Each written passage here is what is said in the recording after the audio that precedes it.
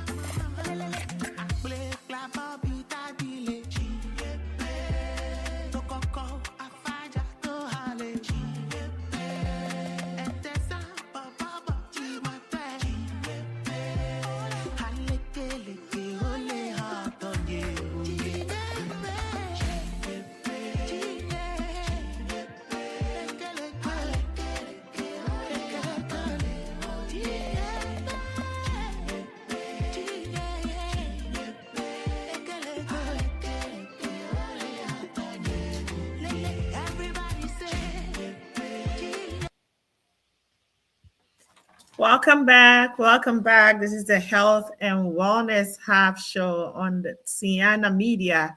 We are live on YouTube and Facebook. So we welcome you all this morning. As I said earlier I'm your usual host. My name is Miss Dale. And today I have three beautiful ladies here with me, all the way from Maryland, who are going to talk to us about colorectal cancer and also talk about their lovely organization. Okay, so I'm going to go straight to introduce my lovely ladies in the studios today. My special guests all the way from Maryland. They are from the Maryland Association of Ghanaian Nurse Practitioners. Wow, beautiful. Ladies, you're welcome to the Health and Wellness Hub. Thank you. All right. Okay, so I have with me here Dr. Agnes Mensah. She's that's a lot of credentials. So I'm not going to go through all the credentials, but she has over 20 years of experience in healthcare. Um, she has experience in CV, ICU, IMCU, med-surg, psychiatric. She's also an academia. Okay, and she has worked in acute psychotic unit and also a day clinic for the past 5 years. Okay, so then next is Dr. Joyce Opombediako. She's a dedicated healthcare provider with over 25 years of experience. Wow. And she's committed to providing holistic care, teaching in various universities, and then she loves she loves her students, yes. She also has led various medical projects and provided care under various specialties. Dr. Joyce Upon has won multiple directors award for her innovative approach from bedside to the classroom. All right. She also has a dual certification as primary care provider and a psychiatric mental health nurse practitioner. All right, that's a lot. In 2025, she was selected to Liberia as the lead provider for innovation and teaching as in Ebola vaccination. She was awarded as the director for the best provider of NIH in 2020, and she is an adjunct faculty at Warden and Georgetown University nursing program. Wow, wow, wow, awesome. Now I'll move on to Dr. Dosia Owusu. Um, she also has over 20 years of experience in healthcare and with diverse clinical background that includes gerontology, cardiac care, youth psychiatry, and she's currently operating a psychiatric private clinic. Wow, awesome, ladies. I'm very proud to be talking to you this morning. You are welcome again. Okay. Thank you. So we'll go straight to Dr. Agnes, who's going to talk to us about their organization. They all belong to the Maryland Association of Ghanaian Nurse Practitioners. So please talk to us about the organization. Thank you for this opportunity. We really appreciate it. So the Maryland Alliance for Ghanaian Nurse Practitioners is our vision and our mission is committed in enhancing the healthcare delivery in both the United States and the Ghanaian community here and back home. So our goal is to network with the nurse practitioners here, and also as time goes on to network with nurse practitioners back home as well. The vision is to advance education, promote resources sharing, expand sustainable healthcare initiatives that will improve access to quality healthcare here in the United States and also in Ghana. Also, the vision and the mission is also to help new nurse practitioners, the ones who are yet to start the program, in terms of precepting, also educating the Ghanaian community, like going to churches, community activities, educating them about other healthcare issues. We have psychiatric nurse practitioners, as you know. Then we have also acute care nurse practitioners, midwives in this organization. So with our experience, we go into the community, we educate our community, especially here in the United States, in terms of promoting healthy living, other diagnosis that is going on in the Ghanaian community. So that is more of our, I'm sorry, it's more of our vision and the mission of this organization. Awesome, awesome. You are, I can see you are doing an awesome job right there Thank you. in Maryland. So is this just limited to your like your city?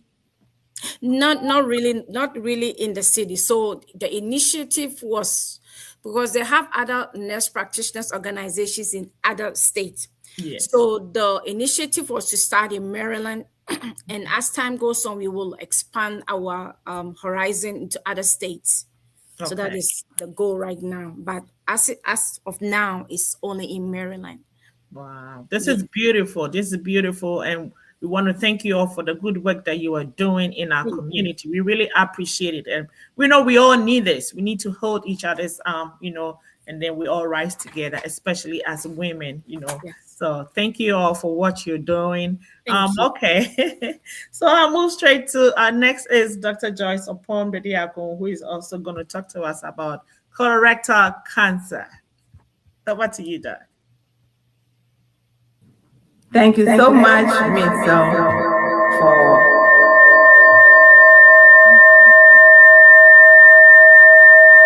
for giving us this Mute, yeah. opportunity, this platform to be able to educate the public. Okay. I will give a little bit overview of cancer.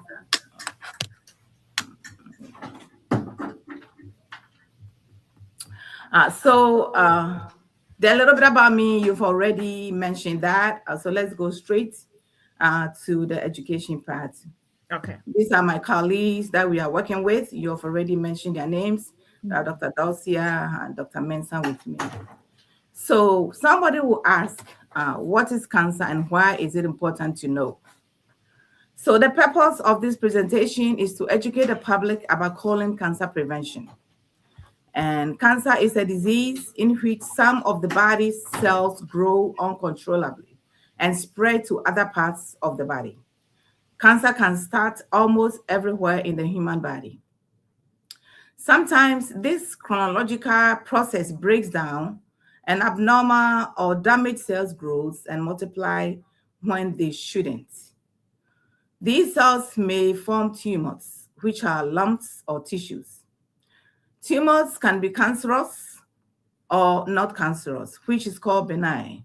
There are different types of cancers, which I will go over a little bit, just a little bit of it, because I don't want to lose your audience. So we have different types of cancer. We have breast cancer. Breast cancer is the kind of cancer that begins as a growth of the cell in the breast. We know it has affected millions of women. Some has been able to survive and some did not survive. The other cancer that we will just touch base, just to let the public know that it is there and we need to look out for, is bladder cancer. Bladder cancer also begins in the bladder. Now we know the bladder is a hollow muscular organ in the lower abdomen. So where we store our urines. So that is also another form of cancer that is out there that the population also needs to be aware of it. We have a kidney cancer. Kidney cancer grows, the cells start growing in the kidney. We have two shapes of kidney, and it can be affected both or one of the other, depending on how your abnormal cells grows. Then we have the endometrial, that is more of women, is the cancer that also grows in the uterus or the womb, as many people knows it. And then, of course, we have the colon cancer, which I am going to allow my colleague, Dr. Dalcia, to go over it. So I just want to say a little bit about when you are diagnosed with cancer. Let's say you have the symptoms and you went to see your doctor. They did the x-ray, they did the biopsy, they did the MRI, and it's confirmed. When this happens, they go through something that is called staging. And the important thing for the public to understand is, depending on how your stage is either your survivor or your treatable. So the staging is the process of determining how much the cancer has spread within the body. And when we talk about staging, so I don't lose your audience, we have 4 stages. It will be just minimally that I will touch base. And if, unfortunately, If you are diagnosed with cancer, this is a staging that you and your provider and your team, the oncology team and all the team will go through to explain to you extensively for you to understand and to be able to make informed decision. So we have the 4 stages. We have the 0 stages, which is non-invasive. That is when they have detected either in the blood. Mostly it's detected in the blood. And then when they do the biopsy, when the biopsy confirms it, it can be treated, by doing a minor surgery, even through a colonoscopy. Then we have the stage 1. The stage 1 is minimally invasive. It's localized. It has not spreaded yet. So when you're on stage 1, your chances of living is very high. The stage 1 is always treatable by removal, which is surgery. They remove it, then you go through radiation and then also chemotherapy when you have decided to consent to those treatments. Then we have the stage 2. That is the cancer that is a little more deeper. It's invasive. It has spreaded, but it hasn't gotten into the lymph nodes yet. That is when they say you on stage 2. That is also treatable by surgery, chemotherapy, and radiation. Then we have the stage 3, which has spread to the lymph nodes. Has spread to the lymph nodes, and that is when we call it mets. It has mets to other parts of the body. At this time, your oncology and your team will also let you know what treatment options you have, depending on the text that they will run, and they see the stages. And if it's something that they have to do surgery, they will inform you. They will give you your options, and then you're going to weigh your risks and your benefits. And then you decide that if you want to do surgery, if you want to get it treated, they will go ahead. The stage 4, it has spread it to other organs. At this stage also, it's very difficult. Some people survive it, but most of the time it becomes a terminally ill disease. So these are just the little superficial definition of the stages. Like I said, unfortunately, we don't want anybody to get into the staging part, because we are going to educate you. It's going to be preventable. You are not going to be diagnosed with cancer, and then the staging comes in. But if, unfortunately, on the other side, the coin can go to either side. If the coin turn on the other side and you are diagnosed, this is the initial treatment staging that your provider, your oncology, your team will process you through to understand and be able to make informed decision. So this is just the superficial part that I will be able to let the public know the importance of preventing it. So this slide only talks about the mental health, the problems that comes with if you are diagnosed with mental health. Of course, you're going to go through stress, which is a lot of stress, depression, all the information that you have to digest and to make executive decision. You also go to societal change, cancer in being being a terminally ill disease. It deforms a person's personality, and then it really, really demoralizes your being able to face the world, being able to face society. The emotional burden of finances is also there. And for this being said, our goal today is to educate the public to know that these type of diseases, these type of cancers are out there, but it is preventable. It is preventable. And at this juncture, I will give the mic to my colleague, Dr. Dosia, to dive into the colorectal cancer and how we can be best informed and be best to prevent it. Thank you so Okay. Over to you, Dr. Dosia. much.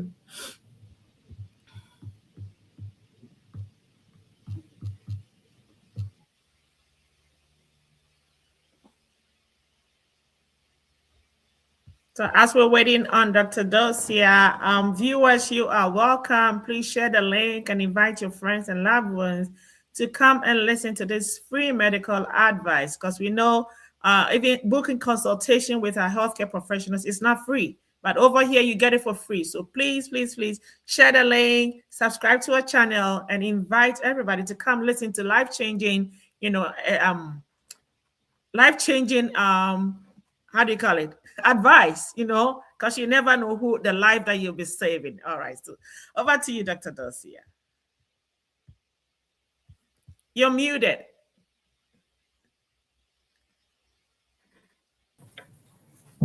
There you go. Okay. Thank you very much. Yeah. Give me 1 second. Okay. Okay. So we'll play.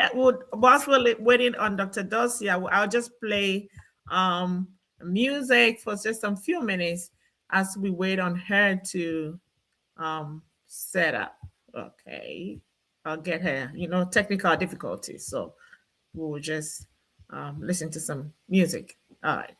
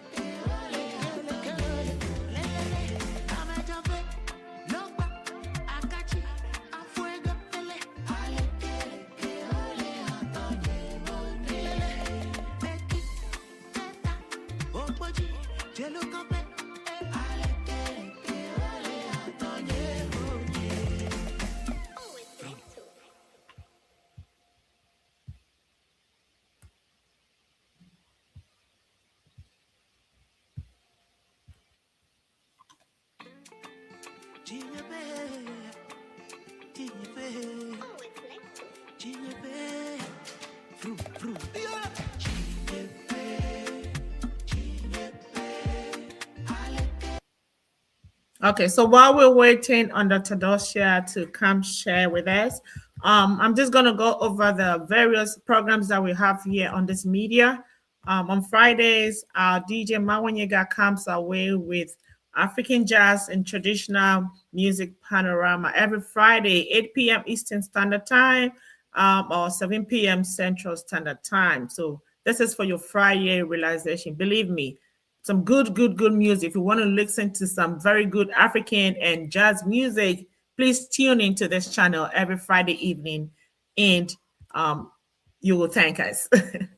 Okay, so that is for Friday evenings. And then Saturday mornings, we are here with the Health and Wellness Hub. We're here.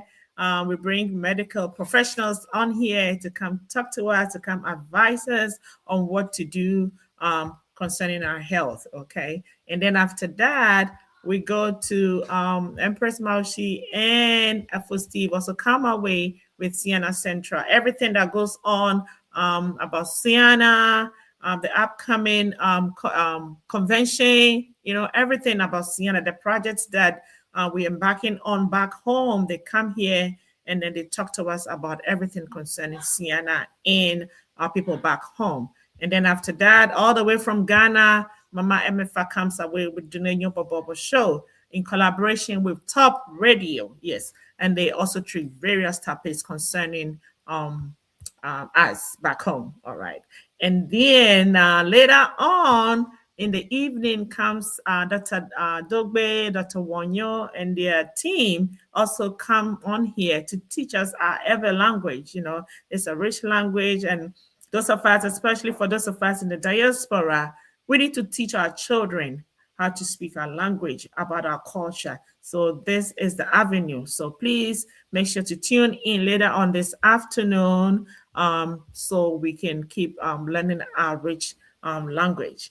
And then that'll be for Saturday. And then Sunday, our sister Nicole comes our way with Afrikutu. Yes, she also come on here with a lot of our traditional men and women back home who come on here to educate us about our culture and our faith, as Africans. So these are the programs that we have on here on this channel for our weekend. That's for Friday, Saturday, and Sunday. So please tune in, subscribe to our channel, okay? Help us to reach the masses, help us to reach everybody you think will benefit from all these programs that we are bringing your way. And please help us subscribe and also do what? Listen to us when we are online, watch us. Okay, all right. So thank you. I think at this moment, Dr. Dosia is ready. So I'll just go back and bring Dr. Dosia online to Okay. continue. Welcome back. Yeah. Thank you for the You're opportunity. welcome. And I'm sorry, That's fine. We understand technical is technical difficult. thing going on. It I am happens. happy to speak about colorectal cancer. But before we go on, let us try to figure out where colorectal cancer is. Colon is the same as the large intestines.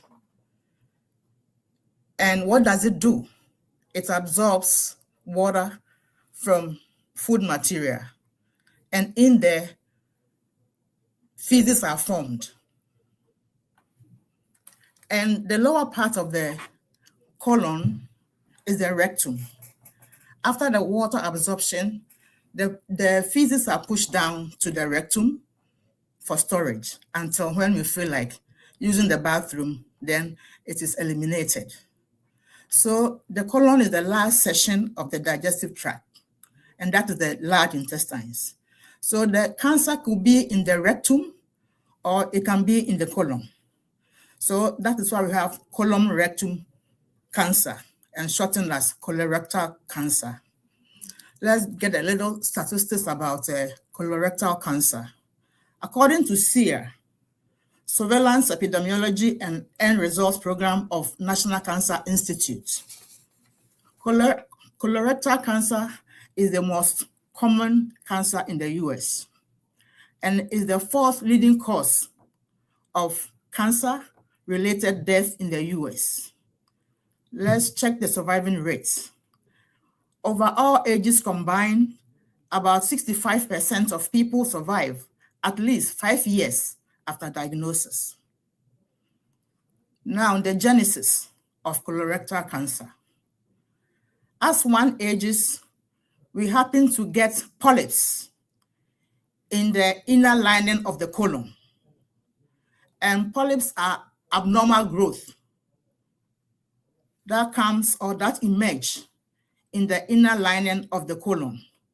And a better picture of colon could be water hose or chicken intestines in a very big size. It's tubular and allows feces to pass through. So when these polyps appear with age and also DNA mutations, these polyps will be there, and with time, it can transform into cancerous polyps. Initially, when the polyps appear, it's benign or it is non-cancerous. But with time, with years, these polyps can just turn or degenerate to become cancerous and may invade deeper layers of the colon and potentially spread to other parts of the body. And like I said, polyps may appear due to advanced age, DNA mutation, which are related to exposure to carcinogens, chemicals over time, and which may contribute to development of diseases such as colorectal cancer. What are the warning signs of colorectal cancer? You can have blood in the stool or in the toilet. You can have bright or darkened blood in the stool. Why? The tumor bleeds into the colon. Second, as the feces rubs on the surface of the tumors, it causes some eruptions, and that also causes bleeding. So somebody may have blood in the stool. It could be something different, and it could be as well as what due to colorectal cancer. One thing also we can see is we can have change in bowel habits. We can have diarrhea, we can have constipation, we can have narrowing of our stool. When you are passing down your feces, you can see that it's coming like pencil-like. It tells you there's an obstruction in the way of the colon. That is why the poops is designed that way and coming out. And sometimes too, the obstruction growing as a tumor also just disrupts the activity of the colon And as such, the poops can come as it should be, and we can have constipation. Another warning sign is persistent abdominal discomfort. Because the lane of the tumor is disrupted, the normal activities don't happen, and there's a disorder. The tumor itself can also be painful. So with this, we have that persistent abdominal discomfort. Sometimes too, you feel bulky. You feel like you want to use the bathroom. You go, you have finished, still you feel like there is something still in the stomach, in the rectum that you must push out. The tumors in the rectum block complete process of eliminating the poops or the feces, and can cause local inflammation as well, which also gives pressure. So all these make us have that feeling of incomplete evacuation. Weakness or fatigue is another one. When tumors are feeding on the blood system in the colon, you are beginning to lose blood, and that can lead to anemia. And with that, you easily get tired. The bowel habits changes as well. And as this disruption in your colon is going on, people may not have good appetite. The obstruction is a whole disorganization in the colon. So this can make you not even eat well. And this can reduce intake, and thereby weakness can come. There are other obvious signs like iron deficiency, and also nausea and vomiting, which also normally come at a later stage. Somebody can also have food poisoning and be throwing up and be having some other stuff. That means that there are other things that can cause similar symptoms or warning signs. So the ideal thing is to talk to your provider or your doctor when you have these symptoms showing. How do we screen for colorectal cancer? What is the purpose of screening for colorectal cancer? We screen to be able to detect cancer or the colorectal cancer on time. There are about a lot of ways we use in detecting this colon cancer.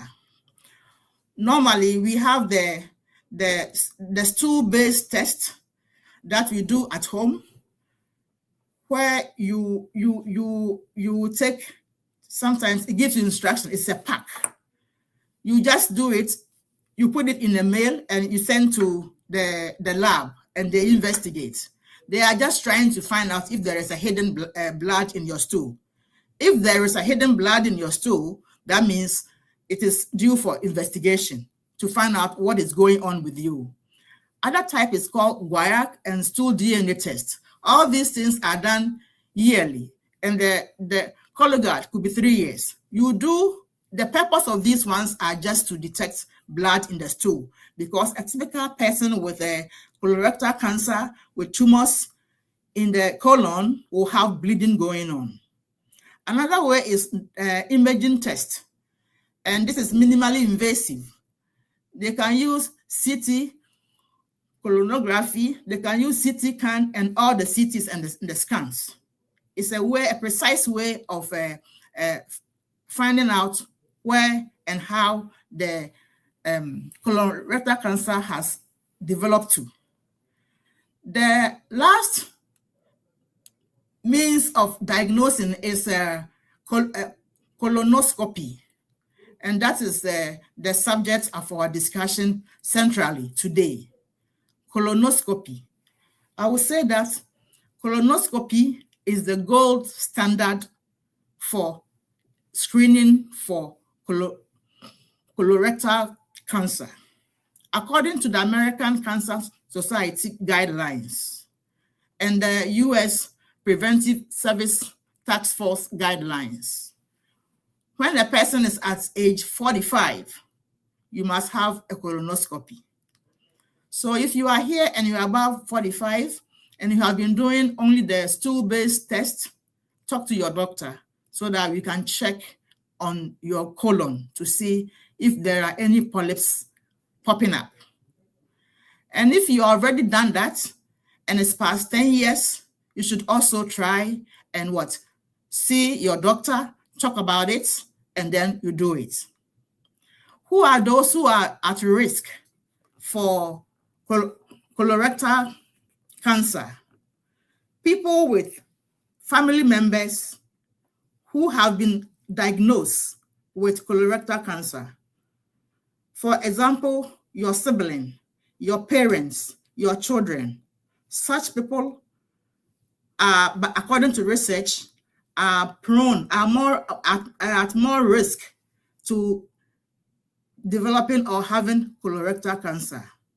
People also who have a history of polyps in their system, like in their colon, or somebody who has ever had it before and it's gone.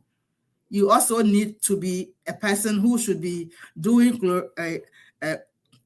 colonoscopy every 3 to 5 years.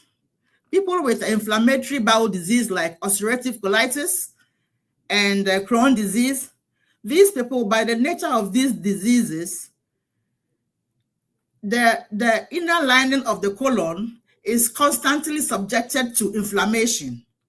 And this lining of the colon becomes so vulnerable to developing cancer because of this inflammation process that goes on every day as a main symptom of this type of diseases. There are people also with genetic syndrome, a group of features caused by inherited or spontaneous mutation in the DNA, like Lynch syndrome.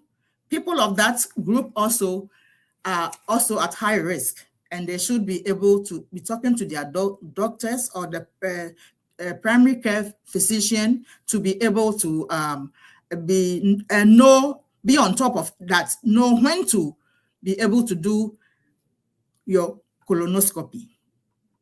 Okay, so briefly, let me also touch on what goes on with the colonoscopy. Sometimes people are afraid about it. People say they are afraid it will be. When you have an anxiety, you basically have fear about something you think you can't control. There are many people who have passed 45, 50, 55. They haven't done even a single colonoscopy. Remember, about 99% of colorectal cancer comes from polyps.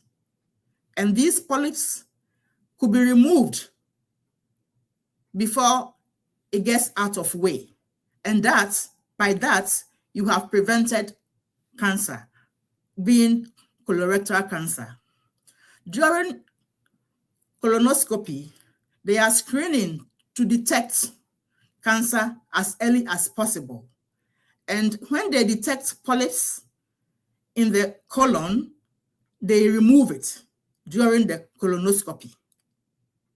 Okay, what is the process of having colonoscopy? One, you are prepped a day or two before the procedure.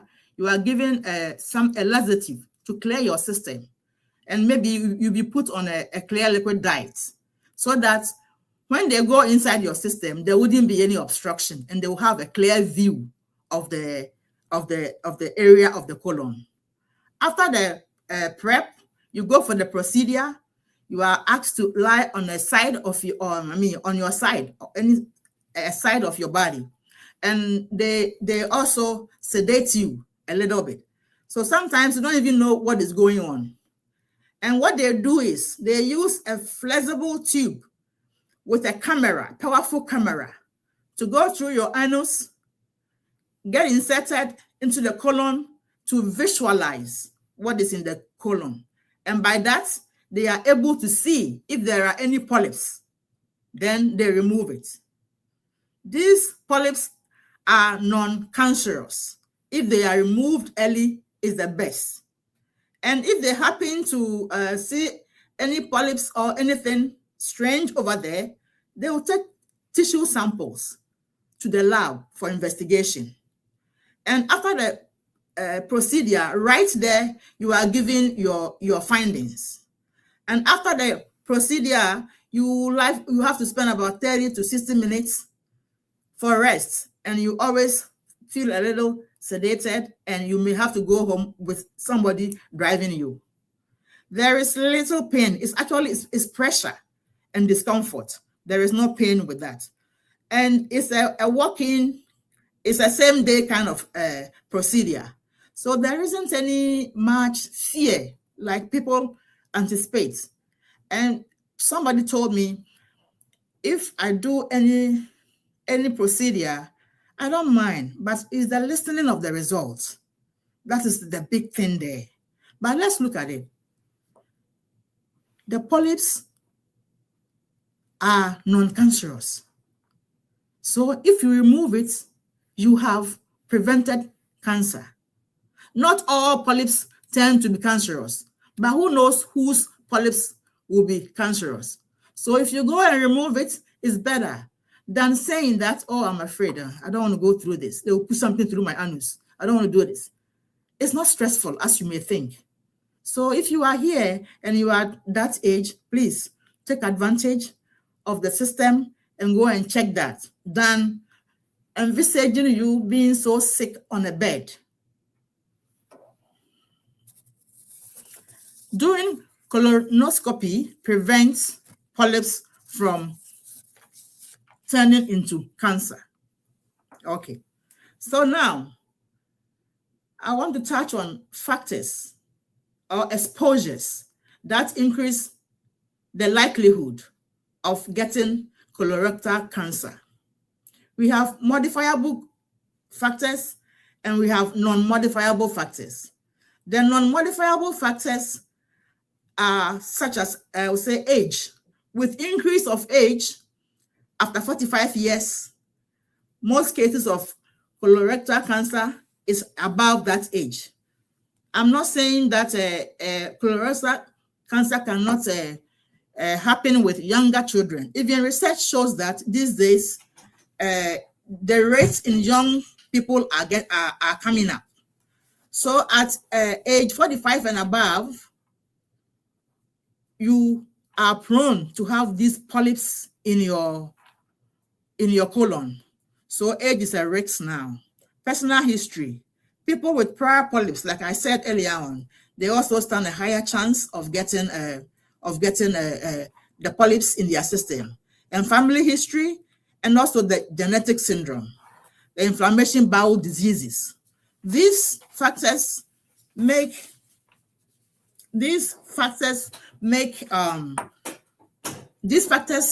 are some factors we can't do anything about. But for the modifiable factors, we have diets. Research shows that high intake of red meats and processed meats end up giving the body some carcinogens. So we have to limit the intake of that meat, those kinds of meats, and even charred meats, black meats. People will burn and cook on high heats and make sure their meats are well cooked on high heats and get dark or burn. This also produces some chemicals that also can be a carcinogen for cancer to happen. Alcohol use. Alcohol leaves us with a byproduct. That is also a carcinogen that can also influence the happening of what? Colorectal cancer. Tobacco smoke contains multiple carcinogens that affects the colon. How do we prevent colorectal cancer? So we have to do diet modification. We have to limit our red meats and processed meats. We have to even do regular exercises, because as you do regular exercises, your bowel move easily. And the waste products that may have chemicals doesn't stay long in the lining of your colon. You have to know your family history and any conditions that is prone to becoming to making you develop colorectal cancer. At this point, I'm going to end by saying that screening saves life. Colonoscopy is the gold standard for screening for colorectal cancer. Colon cancer develops slowly, but mostly from polyps. Colorectal cancer is preventable, is detectable, and treatable. So please take charge of your life. Thank you for your audience. Wow, wow, wow. Awesome. I'm dumbfounded. That's a lot of information that Doc has given us. That's a lot of information. And well, it is a lot of information. I'm learning a lot on this show. Seriously, it's a lot of information that you can't find anywhere. This is free advice that you cannot find anywhere. So we really, really appreciate you. Okay, so we're gonna just go straight to the questions that we have. Viewers, if you have any questions, please send your questions, send your comments right in the comment section. Just type it and I'll see it and then we'll read it out. If you have any questions, you have anything bothering you about colon cancer, if you haven't done any of such tests, please go ahead and do it. If you are, especially as they've told us, if you're above the age of 45, please, if you haven't done any form of colorectal screening, please go ahead and let it do it ASAP. All right. Okay. So, Doc, why is colorectal cancer sometimes called the silent killer? I'll come in. Thank you so much, Okay. Ms. Del. So when they say colorectal cancer is a silent killer, they use that phrase because of how slow it develops. You know, it takes at least 7 to 10 years or even longer for a small polyp to grow and potentially become cancerous. So many times, some of these polyps, they can be small, sometimes they can be benign. But because of the longer it takes, then it can turn into other form of cancer. So we have the type which is the hyperplastic, serrated, and the adenoma cancer. And as Dr. Wusu initially said, these can be a factor related to family history, which is a genetics. Also, as she did mention earlier, lifestyle, which can be increased, our diet, increased red meat intake, smoking is another issue, increased alcohol intake, and obesity. So lifestyle changes, exercising. You can eat meat, but you have to limit the intake of the meat. We can substitute the meat with, fish. Sometimes we even have our homemade dry fish we use for soup. It's very healthy. Low fat diet is another thing. Also, inflammatory bowel disease, another thing too, that can also make a person be exposed or be a potential risk for having this colon cancer. So that is why they say it's a slow, a silent killer because of how it starts, and it does not show any signs or symptoms until it's in the later stage of its development. Yes. Wow. It is indeed a silent killer then. Yeah. So how long does it take for the polyps to grow in the colon? I can take that. Okay. Okay. I'll say that it's within 10 to 15 years, averagely. I would like Dr. Mensah to add more. Okay. Sure. Thank you, Dr. Wusu. So as Dr. Wusu said, 15 to 20 years. And as I initially said, they grow slowly. And often, as I said, there are no symptoms. So regular screening is the gold standard, as Dr. Wusu initially said, especially with the colonoscopy, which is the gold standard. And also screening can also detect and remove polyps earlier before it become more cancerous. So that is another thing. Yes. And recently too, there was a research that came out about 2 months ago where they can also use, blood work.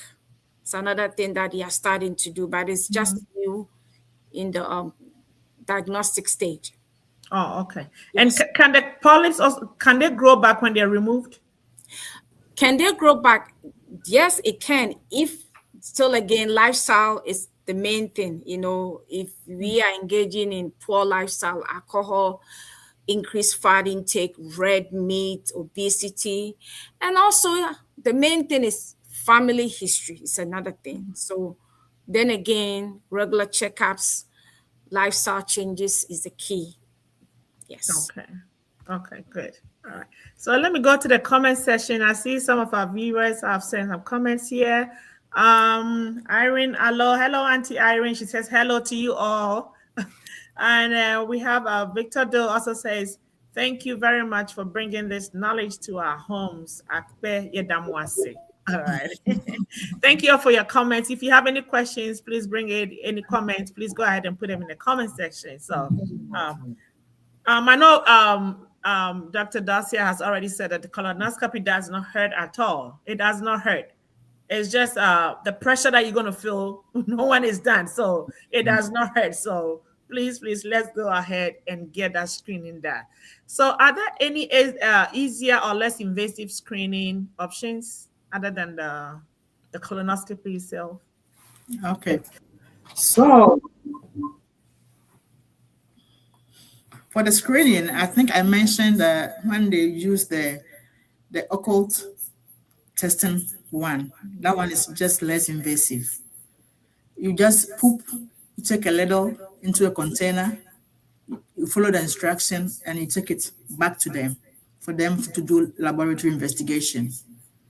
That is one.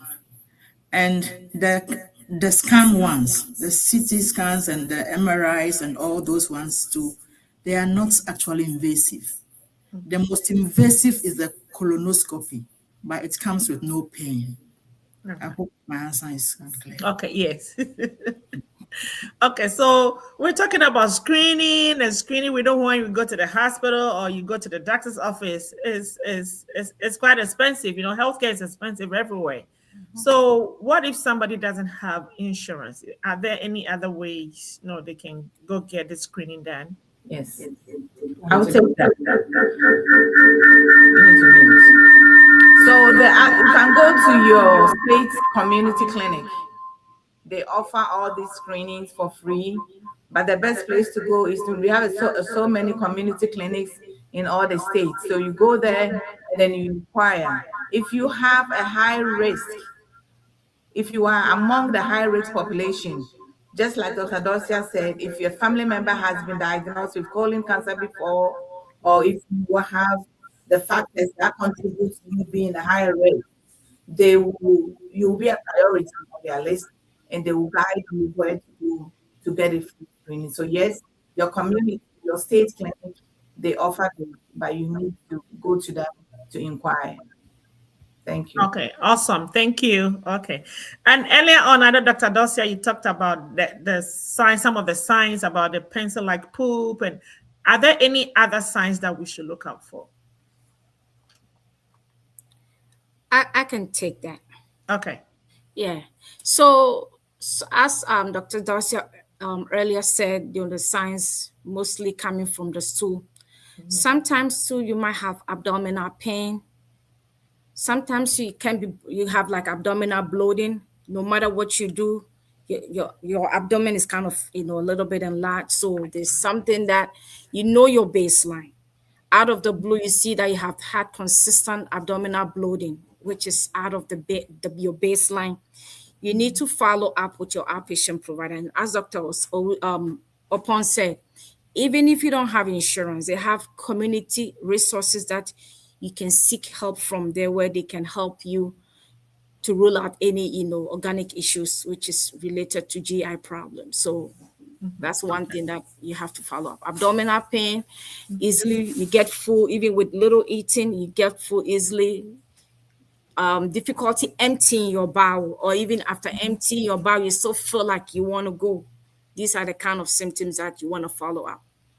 Okay, awesome. Thank you. So, we've been talking, we said when you're 45 and above, we have to go for the screening. Can young people also get colorectal cancer? Yes. I'm sorry. Yes. I feel like recently I've seen that even young people are coming out, we being diagnosed with other forms of cancer. Recently, I had a 30-year-old or a 24-year-old had a breast cancer and who passed away maybe a month or 2 months ago. And I feel like the community that we're coming from, or gone are the days where a person might be maybe in their 70s, 80s, that's when they get diagnosed with such, cancerous diagnosis. But now young people are being diagnosed. So there is a chance because of, the kind of food that is coming in the system, the engineered food, a lot of chemicals in the food. So it is exposing everybody being at risk for this cancer. We have families who have no family history of cancer, but you see somebody pop out of the family as young as maybe in their 30s and they've been diagnosed of cancer. So it's coming from the food that is being produced massively into the society. Uh-huh. Yes. Wow, wow, wow. Thank you so much. It has been a very educative and informative section. I've learned a lot personally, and I know our viewers have also learned a lot. They have learned a lot. We have to not take our screenings for granted, not just for colorectal cancer. On this show, we be anybody who comes here always tells us when it's time for your yearly reviews, please go do your screenings, go do your checkups. Don't let us take anything for granted because our health is our wealth. If we go day in and day out, we wake up, we're going to work, we are running after the money, and then you come back home and then you're Yep. sick, you don't have good health. How are we going to enjoy that money? And there are a lot of people back home who are depending on us. So please, let's try to stay healthy so we can enjoy the fruits of our labor and also help our community.